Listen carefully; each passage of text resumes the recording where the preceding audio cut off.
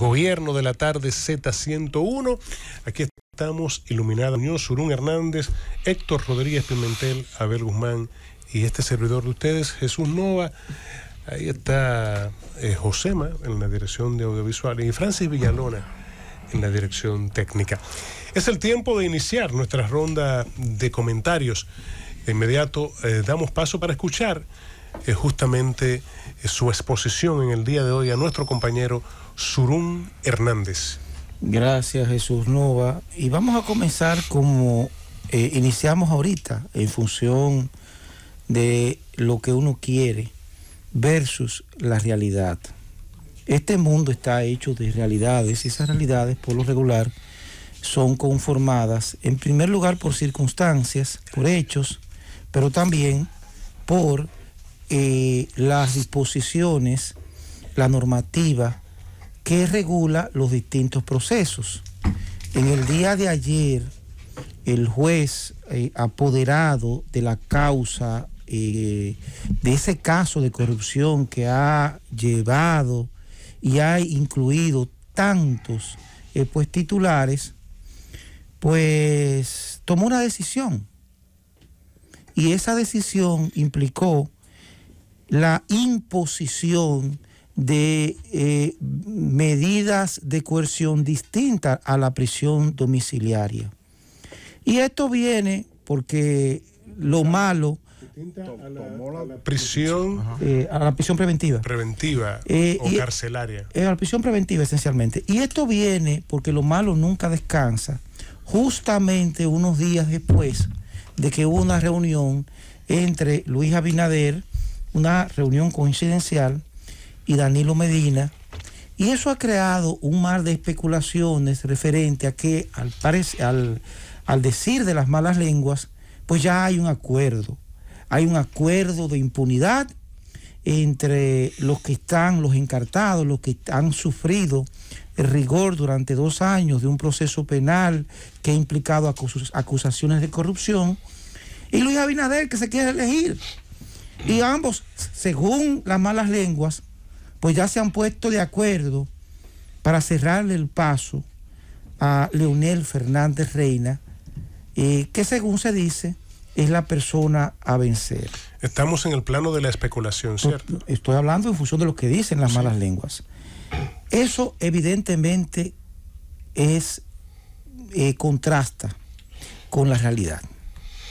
Y la realidad es definitivamente, en primer lugar, que esas personas estaban detenidas bajo la medida de coerción más gravosa, porque el juez, en este caso el ex juez de la jurisdicción permanente, Vargas, tan admirado por nosotros, Vargas, que Dios lo bendiga, él es ahora juez del Tribunal Constitucional, pues entendió que había mérito. En primer lugar, que habían elementos suficientes, pruebas suficientes para determinar que hubo la comisión de una infracción. El magistrado Alejandro Vargas.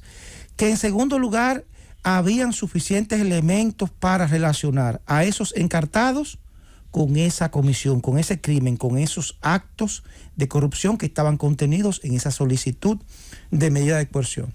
Y en tercer lugar, que la gravedad del caso conllevaba implícito un peligro de fuga y además un peligro de que los encartados, en este caso los acusados, los imputados, pues pudieran destruir prueba fundamental para instrumentar ese proceso. ¿Qué ha acontecido? Que de aquella fecha en la cual se mandó a la cárcel nada más y nada menos que a varias personas, entre las cuales se destaca el hermano del expresidente de la República, Danilo Medina, me refiero a su hermano, Alexis Medina, y a Fernando Rosa y al señor Pagán, entre otras personas, donde se les acusa de distintos crímenes, pues ha transcurrido a la fecha 22 meses. Y en el día de ayer, a la luz de esos 22 meses que ha implicado evidentemente un proceso complejo que implicó una inversión de tiempo y de recursos por parte del Ministerio Público, de la Procuraduría, en hilvanar, en terminar de recolectar, y no solamente terminar de recolectar pruebas, sino de legitimar esas evidencias, organizarlas y sobre la base de esas pruebas o diseñar, instrumentar una acusación con un relato circunstanciado y una imputación precisa de los hechos puestos en causa. Eso evidentemente en casos complejos como es el proceso que les acabo de describir, pues implica un trabajo y un esfuerzo que evidentemente solamente hay que ver lo que se ha hecho. En el día de ayer, los abogados de la defensa pues argumentaron en la disposición del artículo 241 del Código Procesal Penal, y ahí es donde vamos a contrastar lo que es la expectativa versus la realidad. La expectativa es que todo el mundo quiere que aquellas personas que se entiende que robaron el patrimonio público se pudran en la cárcel. Eso es lo que quiere todo el mundo. Y estamos de acuerdo ahí.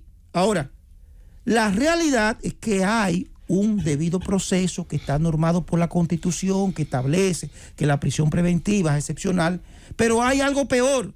La normativa procesal penal consagró determinados seguros para que la prisión preventiva no se convierta en lo que se había convertido antes en el Código de Procedimiento Criminal, en una pena adelantada, de que cuando te vayan a juzgar, te condenen a pena cumplida. Y esa disposición está consagrada en el artículo 241, que fue el eje fundamental de la defensa de esos abogados. Esa disposición no habla de plazo de la prisión preventiva, como algunos abogados la enfocaron. No, eso no habla de plazo. Eso es mucho más estricto. Eso es mucho más exegético. Eso es mucho más directo para el juez que está conociendo el proceso. Señores, eso habla de cese. Cese de la prisión preventiva. ¿Qué interpretación le va a dar a cese de la prisión preventiva? Y lo dice la norma. La prisión preventiva finaliza ¿cuándo? No es que el juez tiene que interpretar, que espérate, que la razón, no. Finaliza, hermano. Y en el numeral 3 de ese artículo, dentro de las razones por las cuales finaliza la prisión preventiva, cuando exceda el plazo de 12 meses. En casos complejos, de 18 meses, como es el caso de la especie. En este proceso, el Ministerio Público ha hecho un trabajo encomiable, ha recolectado, ha hilvanado un proceso único en materia de acusación administrativa. Evidentemente tomó un tiempo proporcional a los hechos que ha investigado. Y eso lo demuestra inclusive el propio juicio que todos pudimos verificar para edificarnos, porque yo vi el juicio completo, las 8 horas y pico que duró, para que no me cuenten, y vimos a un Ministerio Público luchar con gallardía, tratando de hacer razonar al juez respecto, valga la redundancia, del plazo razonable. Inclusive citó sentencias históricas de la Corte Interamericana de los Derechos Humanos, que estableció que en casos megas complejos, pues ese plazo consagrado en la norma, pues se puede variar. Inclusive mencionó disposiciones de del propio Pleno de la Suprema Corte de Justicia. Pero al final no podemos olvidar que el juicio es un análisis de dos hipótesis. El Ministerio Público, que de manera firme sostuvo su proceso y solicitó que se mantuviera la prisión preventiva,